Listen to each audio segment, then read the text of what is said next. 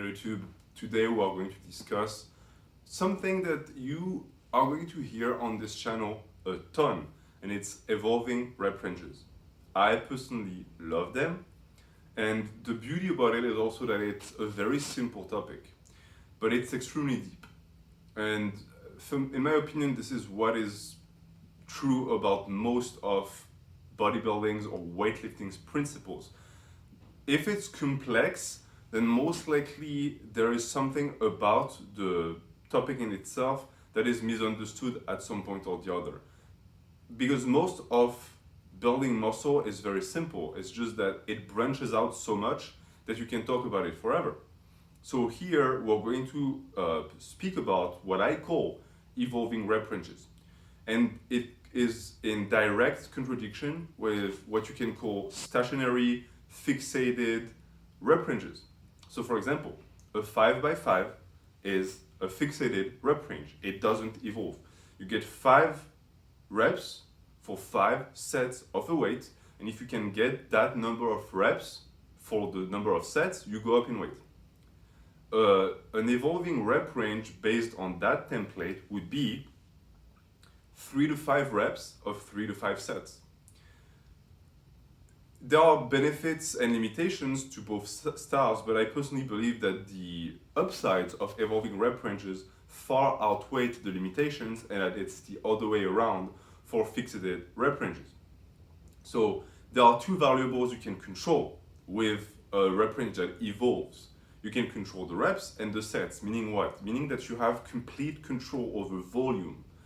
You can control intensity through the number of reps, and you can control intensity as well and volume through the number of sets, which also means that the tonnage you get at the end is going to be completely dependent on your will and on your needs.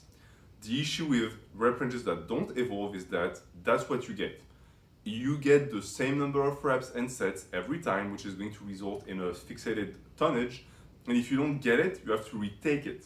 For me, this is a problem, and I'm going to talk about 5x5. I will make it a video for 5x5, for 10x10, and all of the very conservative and orthodox rep schemes, and explain why I think that for most cases they're not the best. But let's focus on evolving rep ranges. So what is the benefit of that? Well, first off, it's something that is not set in stone, meaning that it is fluid. It gives you a lot of freedom. It might be dangerous for novices or people who are lazy because it gives you a lot of room to not push yourself. Because if you get the choice between having to do 3 or 5 sets, and also you get to pick how many reps you do, if you're not the type of person who has a lot of willpower, you will just pick the lowest number again and again and make no progress. But that doesn't matter. This is not a right argument against evolving rep ranges, simply because these people don't make it.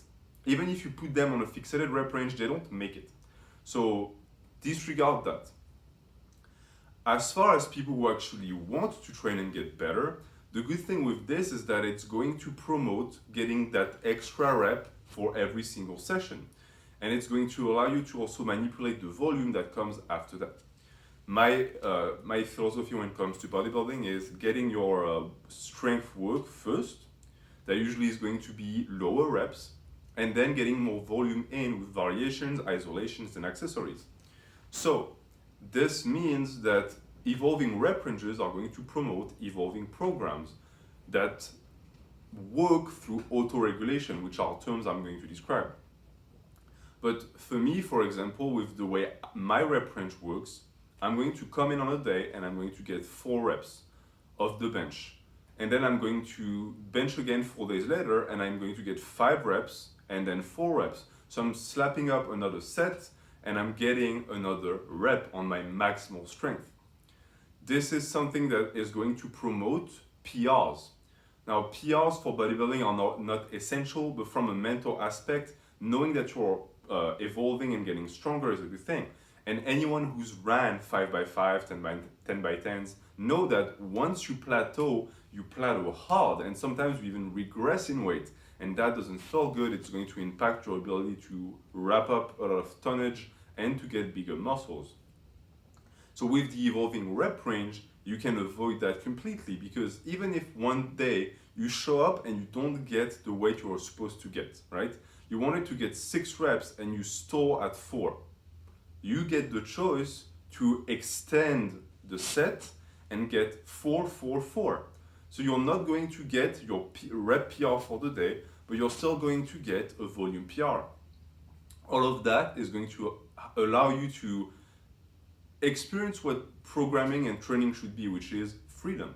You don't want to be the guy to show up at the gym and just wing it. Just do whatever. Oh, that cable looks good and I'm going to do that machine. That doesn't work in the long term. But at the end of the day, you don't want to be the guy who's fixated on his program and who has to do it like it's the 10 commandments, or else all your gains are going to disappear. This is not sustainable. Even for people who are very neurotic, it doesn't work.